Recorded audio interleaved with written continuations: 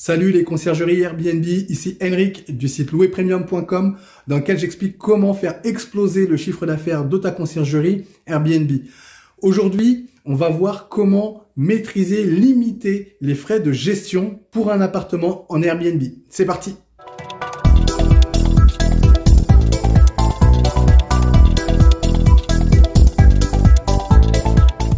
Alors juste avant de commencer, je t'invite à cliquer sur le bouton s'abonner et à activer les notifications pour être informé de toutes mes prochaines vidéos sur la conciergerie Airbnb. Également, je t'invite dès maintenant à laisser tout de suite un pouce bleu pour me motiver à te donner toujours plus de vidéos, de conseils pour ta conciergerie Airbnb. Alors aujourd'hui, on va voir comment limiter, comment maîtriser les frais de gestion d'un appartement en Airbnb. Ben oui, parce que c'est un petit peu, voilà, après le chiffre d'affaires que tu vas générer, c'est un peu le nerf de la guerre, puisque du coup, voilà, tu sais comment gagner de l'argent avec ta conciergerie en vendant des nuits, hein, tout simplement.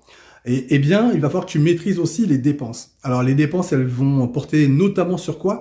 Sur la partie gestion du stock. Alors, comment est-ce qu'on va gérer le stock de produits d'entretien, les produits ménagers, le linge de maison, les différents, voilà, le sopalin, papier toilette, etc. Comment est-ce qu'on va gérer tout le consommable? Donc, pour ça, je me trouve actuellement dans un appartement que j'ai rentré et que j'ai aménagé d'une certaine manière pour te donner, voilà, des idées sur comment moi je fonctionne et peut-être toi aussi de ton côté, développer tes propres idées. Donc, on va voir tout de suite comment je vais gérer cette partie stock. Je te retrouve dans quelques secondes. Alors, donc voilà comment je fais dans cet appartement. Hein. Donc, en fait, dans l'une des pièces, l'une des chambres, on a voilà une armoire pour les voyageurs. Hein.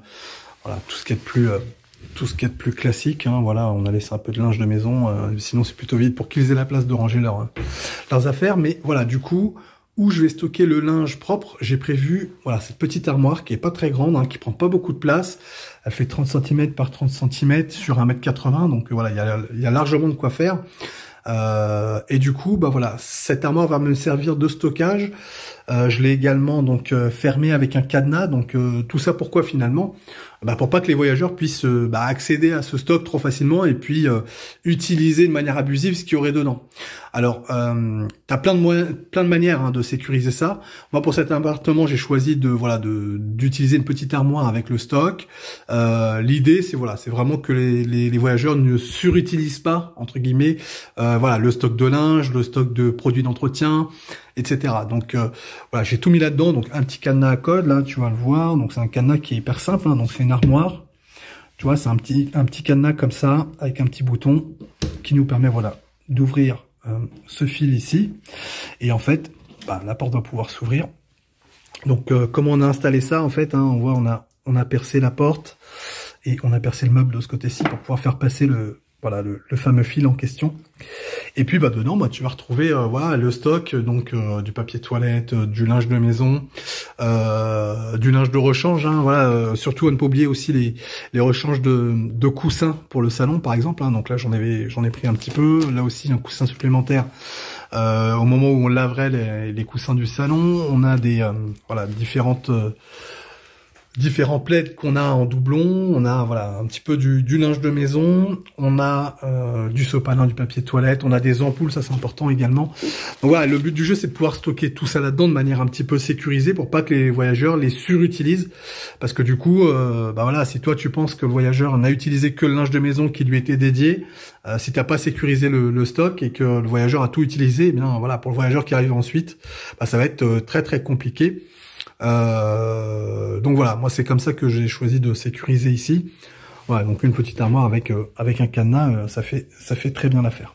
Alors voilà, un point important par contre, c'est que je laisse malgré tout donc aux voyageurs un petit stock de produits d'entretien. En fait, l'idée c'est que pendant son séjour, ça peut arriver à n'importe qui, hein.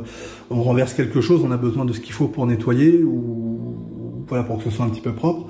Et puis ça permet aussi de donner aux voyageurs de bonnes idées pour nettoyer l'appartement avant de partir, hein, puisque si on lui laisse tout à disposition, c'est plus facile pour lui d'y penser.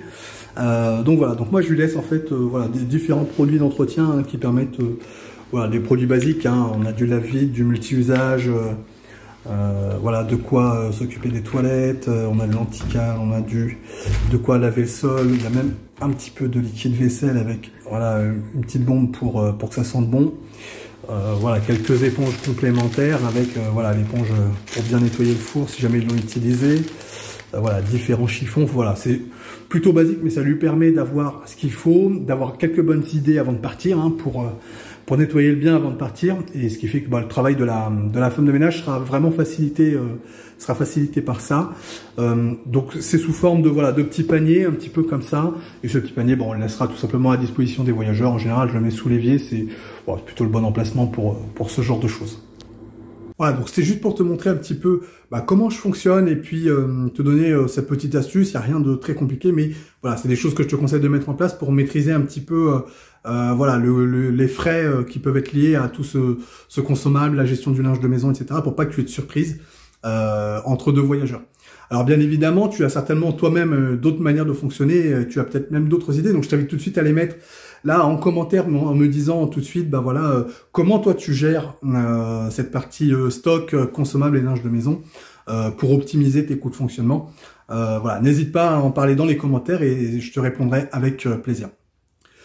Voilà, je te remercie d'avoir regardé cette vidéo jusqu'au bout. Juste avant de se quitter, je t'invite à télécharger un business plan qui cartonne, notamment si tu vas démarrer ta conciergerie. Cela va te permettre de te lancer dans les meilleures conditions. Alors, comment tu fais pour récupérer ce business plan qui cartonne? Tu cliques sur le lien qui se trouve juste en dessous de la vidéo. Tu me laisses ton prénom, ta meilleure adresse mail, je t'envoie tout ça automatiquement chez toi. Qu'est-ce que tu vas retrouver dans ce business plan qui cartonne? Tu vas bien évidemment retrouver une trame de business plan qui est déjà prête, que tu vas pouvoir remplir. Donc sous format Word bien évidemment. Tu auras avec ça un modèle de prévisionnel, un fichier Excel que tu vas pouvoir également remplir pour te donner les prévisions financières à 3 ans de ton business. Et avec ça, je t'offre le guide PDF qui va pouvoir t'expliquer pas à pas comment remplir ce business plan et comment surtout l'utiliser pour avoir un business plan qui cartonne. Écoute, le mieux c'est que je te laisse cliquer sur le lien qui se trouve juste en dessous de la vidéo et puis je te retrouve tout de suite de l'autre côté.